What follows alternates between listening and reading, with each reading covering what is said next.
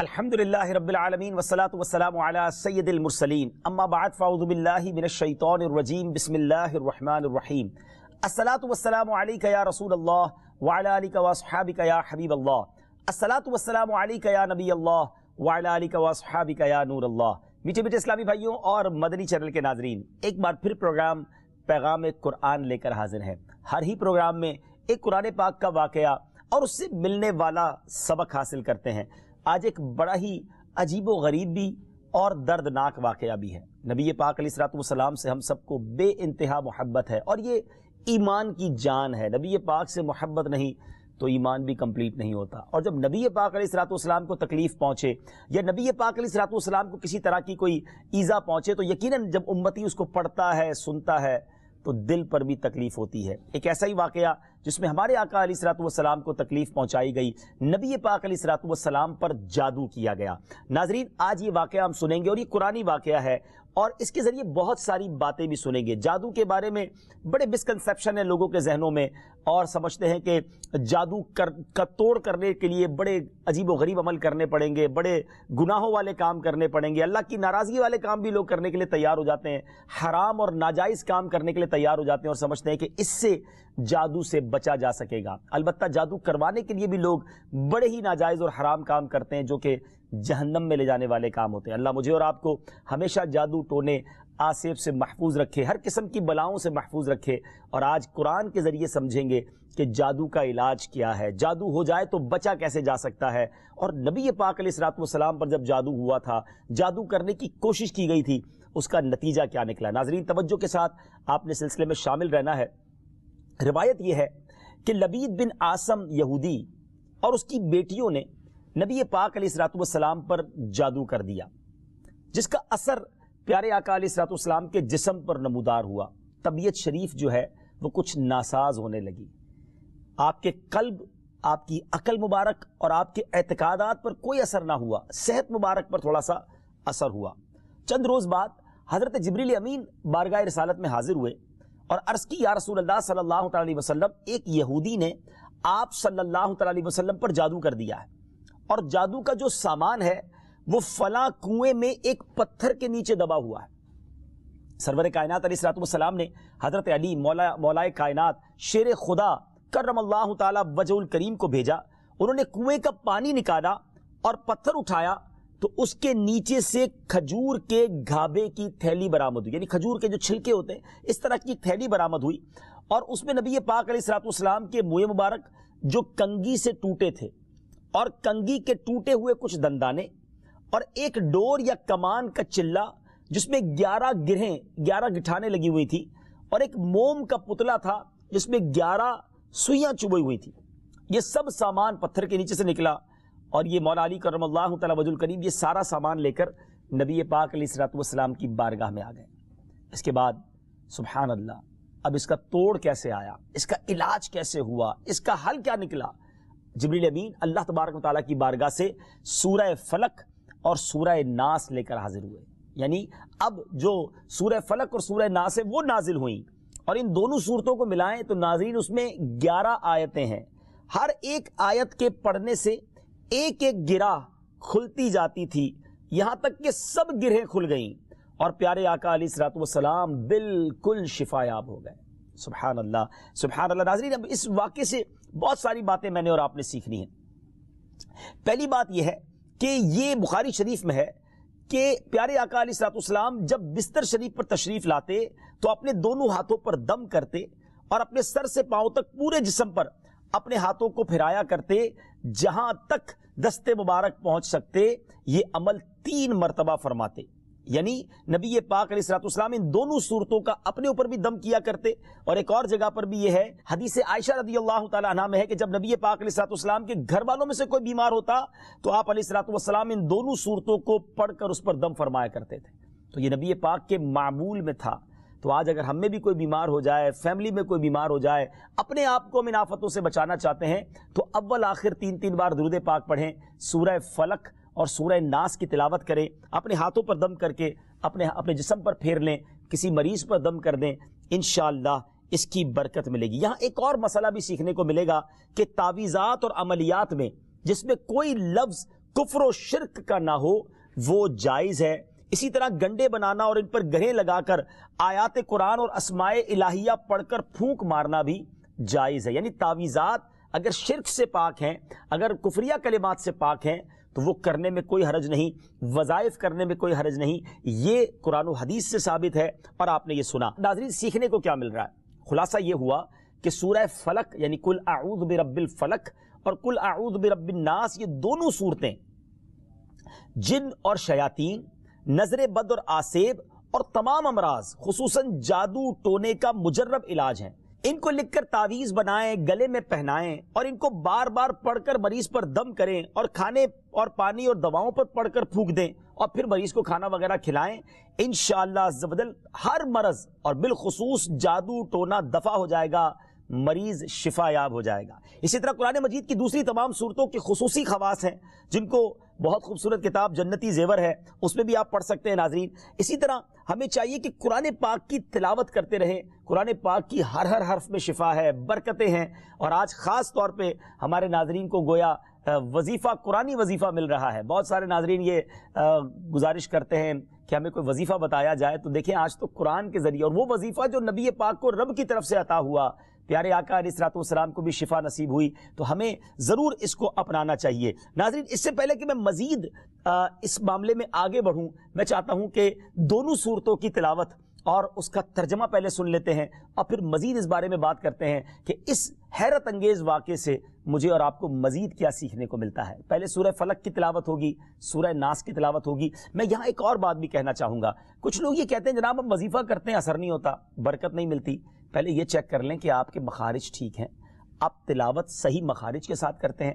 تو اب جو تلاوت آپ سنیں گے نا، تو اس میں یہ بھی چیک کر لیں کہ آپ کیا اسی طرح کے تلفظ کے ساتھ پڑھتے ہیں، اور اگر مسٹیک کر رہے ہیں تو قرآن پاک صحیح طریقے سے پڑھیے، پھر دیکھیے اس کی کیسی برکتیں ملتی ہیں۔ آئیے سورہ فلق اور سورہ ناس کی تلاوت اور اس کا ترجمہ۔ قل اعوذ برب الفلق من شر ما خلق ومن شر غاسق اذا وقب ومن شر النفاثات في العقد ومن شر حاسد اذا حسد۔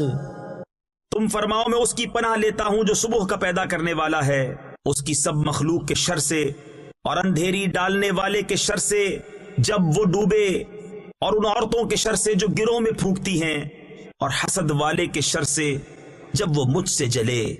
قل اعوذ برب الناس ملک الناس الہ الناس من شر الوسواس الخناس الذي يوسوس في صدور الناس من الجنة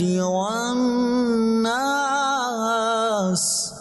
تم کہو میں اس کی پناہ میں آیا جو سب لوگوں کا رب، سب لوگوں کا بادشاہ، سب لوگوں کا خدا، اس کے شر سے جو دل میں برے خطرے ڈالے اور دبک رہے، وہ جو لوگوں کے دلوں میں وسوسے ڈالتے ہیں، جن اور آدمی۔ ناظرین، سورہ فلق اور سورہ ناس کے بے شمار فضائل و برکات ہیں۔ ایک اور حدیث پاک سنیے، حضرت عبداللہ بن خبیب رضی اللہ تعالیٰ عنہ فرماتے ہیں کہ ہم پر ہلکی بارش ہوئی اور اس وقت اندھیرا چھایا ہوا تھا، اور ہم پیارے آقا علیہ الصلوۃ والسلام کا انتظار کر رہے تھے کہ وہ آ کر ہمیں نماز پڑھائیں۔ پھر نبی پاک علیہ الصلوۃ والسلام ہمیں نماز پڑھانے کے لیے تشریف لائے اور ارشاد فرمایا پڑھو۔ میں نے عرض کی کیا پڑھوں؟ ارشاد فرمایا صبح و شام 3 بار قل هو اللہ احد، قل اعوذ برب الفلق اور قل اعوذ برب الناس پڑھو، ان کی تلاوت کرنا تمہیں ہر بری چیز سے بچائے گا۔ چلیں ایک اور وظیفہ مل گیا، سورہ اخلاص کو بھی شامل کر لیں، تو صبح و شام پڑھیں تو انشاءاللہ بری آفتوں سے، مصیبتوں سے، جادو ٹونے سے، آسیب سے، ان طرح کی بلاؤں سے انشاءاللہ محفوظ رہیں گے۔ ناظرین، یہاں کچھ مسائل بھی سیکھ لیتے ہیں۔ حضرت اسماء بنت امیس رضی اللہ تعالیٰ عنہ نے عرض کی یا رسول اللہ صلی اللہ تعالیٰ علیہ وسلم، جعفر کے بچوں کو جلد نظر ہوتی ہے، کیا مجھے اجازت ہے کہ ان کے لیے عمل کروں؟ نبی پاک علیہ الصلوۃ والسلام نے اجازت عطا فرمائی۔ تو سیکھنے کو یہ ملا کہ تعویذ اور عملیات جن میں کفر و شرک نہ ہو، کوئی کلمہ ناجائز نہ ہو، تو اس میں جو ہے وہ تعویذ کرنا، عمل کرنا جائز ہے، اور خاص کر وہ عمل جو آیات قرآنیہ سے کیے جائیں یا احادیث میں وارد ہوئے ہوں۔ اسی طرح چند مسائل بھی سیکھنے کو ملے۔ یہ دونوں صورتیں جو ہیں ان کے شان نزول سے ہمیں معلومات کیا ملتی ہیں؟ نمبر ایک، جادو اور اس کی تاثیر حق ہے۔ کچھ لوگ جادو کا انکار کر دیتے ہیں، یہ درست نہیں ہے۔ جادو اور اس کی تاثیر حق ہے، کیونکہ قرآن میں اس کا ذکر ہے، اور نبی پاک علیہ الصلوۃ والسلام پر بھی آپ کی صحت مبارک پر اس کا اثر ہوا۔ نمبر دو، نبی کے جسم پر جادو کا اثر ہو سکتا ہے، جیسے تلوار، تیر اور نیزے کا بھی اثر ہوتا ہے۔ یہ شان نبوت کے خلاف نہیں ہے۔ ہاں، ایسا اثر نہیں ہو سکتا کہ جس سے نبوت کے متعلقہ امور میں خلل آ جائے۔ حضرت موسیٰ علیہ السلام کے مقابلے میں جادوگر بالآخر اس لیے فیل ہوئے کیونکہ وہاں جادو سے معجزے کا مقابلہ تھا، ورنہ حضرت موسیٰ علیہ السلام کے خیال پر بھی اس جادو نے اثر کیا کہ ان کو خیال ہوا کہ یہ لاٹھیاں، رسیاں چل رہی ہیں۔ نبی کریم علیہ السلام کے خیال پر بھی اسی طرح یہی اثر ہوا تھا۔ نمبر تین، جادو کو دور کرنے میں سورہ فلق اور سورہ ناس کو خصوصی تاثیر حاصل ہے۔ نمبر چار، جادو، ٹونے اور عملیات اور اثرات اور بیماریوں کو ختم کرنے کے لیے قرآن پاک کی صورتوں اور آیتوں کو استعمال کیا جا سکتا ہے، اور بخاری شریف میں سورہ فاتحہ کو اس مقصد کے لیے استعمال کرنے کا بیان موجود ہے۔ تو سورہ فاتحہ کو سورہ شفا بھی کہا جاتا ہے، تو یہ بھی شفا کے لیے بڑا مجرب اور بڑا پیارا وظیفہ ہے۔ ناظرین، یہ چند باتیں تو ہم نے اس واقعے کے متعلق سیکھی، سورہ فلق اور سورہ ناس کے کچھ فضائل بھی سنے۔ میں یہاں ایک اور بات بھی کرنا چاہتا ہوں کہ آج کل پرابلم یہ ہو گیا ہے کہ اتنے عاملین آ گئے ہیں، اتنے عمل کرنے والے لوگ آ گئے ہیں، اتنے بورڈ ہمارے شہروں اور وطن میں لگ جاتے ہیں کہ ایسا لگتا ہے ہر دوسرے آدمی پہ جن ہے یا اس پہ جادو ہو گیا ہے۔ خدارا، جھوٹے عاملین سے اپنے آپ کو بچائیے۔ اگر جینے کی تمنا ہے تو کچھ پہچان پیدا کر۔ لوگوں کے گھر بک جاتے ہیں، لوگوں کی عزتیں پامال ہو جاتی ہیں، عجیب ماحول ہو گیا ہے۔ کچھ بد نصیب تو وہ ہیں جو کسی کو تباہ کرنے کے لیے جادو کروانے جاتے ہیں اور ہزاروں لاکھوں روپے خرچ کرتے ہیں، اور پھر بیچارے کچھ جب بیمار ہو جاتے ہیں تو اپنا بعض اوقات ڈاکٹری مسئلہ ہوتا ہے اور وہ بھی کسی عامل کے ہتھے چڑھ جاتے ہیں، اور وہ کہتا ہے جناب آپ کے گھر میں بہت برا عمل ہوا ہے، فلاں جگہ کوئی چیز دبی ہوئی ہے، اور اس کو اب سنبھالنے کے لیے، اس کو نکالنے کے لیے اتنے بکرے چاہیے، اتنے مرغے چاہیے، اتنے انڈے چاہیے، قبرستان میں یہ عمل کرنا ہوگا، اور پھر غریب آدمی اپنی چیزوں کو بیچ کر ہزاروں لاکھوں روپے انہیں دے دیتے ہیں، اور خاندان کے خاندان ٹوٹ جاتے ہیں۔ ایسا نہ کریں، پلیز ایسا نہ کریں۔ بلکہ میں تو ان عاملین سے بھی گزارش کروں گا کہ حلال روزی کی طرف آئیں۔ دعوت اسلامی نے بڑا شاندار ایک انداز اختیار کیا، اللہ سلامت رکھے دعوت اسلامی کے مدنی ماحول کو۔ ناظرین، آپ سوچ رہے ہوں گے کہ پھر ہماری بیماریوں کے لیے ہم تعویذ کس سے لیں، ہم یہ وظائف کہاں سے لیں؟ آپ کی دعوت اسلامی ہے نا، الحمدللہ دعوت اسلامی کا ایک شعبہ ہے جس کا نام ہی مکتوبات و تعویذات عطاریہ ہے۔ اس میں آپ کو بغیر کسی فیس کے، جی ہاں بغیر کسی فیس کے، لاکھوں لاکھ تعویذ ہر مہینے ناظرین یہاں سے دیے جاتے ہیں، پوسٹ بھی کیے جاتے ہیں، کوریئر بھی کیے جاتے ہیں، اس کی بھی کوئی فیس نہیں لی جاتی۔ تو یہ تعویذات آپ دعوت اسلامی کے مرکز سے رابطہ کر کے لے لیجئے۔ آن لائن تعویذات کی سروس بھی موجود ہے۔ حالانکہ دعوت اسلامی کا اس ڈپارٹمنٹ پر لاکھوں کروڑوں روپے خرچ ہو رہا ہے، مگر اس لیے اس کو فری رکھا ہے تاکہ امت کے لیے آسانی ہو۔ دکھیاری امت جو ہے ان کے مسائل حل ہو جائیں، نہ جانے کس کی دعا لگ جائے اور ہمارا بیڑا پار ہو جائے۔ ہاں، اس میں یہ ضرور میں کہوں گا کہ وہ لوگ جو یہ پروگرام دیکھ رہے ہیں اور ان کو لگتا ہے کہ میں اس شعبے کو سپورٹ کروں، دعوت اسلامی جس شعبے میں خرچ کر رہی ہے اور نہ جانے کتنے دکھیارے مسلمانوں کی دعائیں لے رہی ہے، تو اگر آپ دعوت اسلامی کے شعبہ تعویذات عطاریہ میں سپورٹ کرنا چاہتے ہیں، اپنا ڈونیشن دینا چاہتے ہیں، تو بھی ہم سے رابطہ کر لیجئے۔ لیکن پلیز ان جھوٹے عاملوں سے اپنے آپ کو بچائیے۔ اور مجھے جو ناظرین سن رہے ہیں، ہر بندے پر جادو نہیں ہوتا، ہر بندے پر جن نہیں آ جاتا، ہر بات میں وسوسہ نہ لایا کریں، وظائف پڑھ لیا کریں۔ صبح و شام یہ وظیفہ ہمیں نبی پاک نے دے دیا ہے، صبح گھر سے پڑھ کر نکلے، شام گھر پر آ کر سونے سے پہلے پڑھ لیں، آیت الکرسی سونے سے پہلے پڑھ لیں۔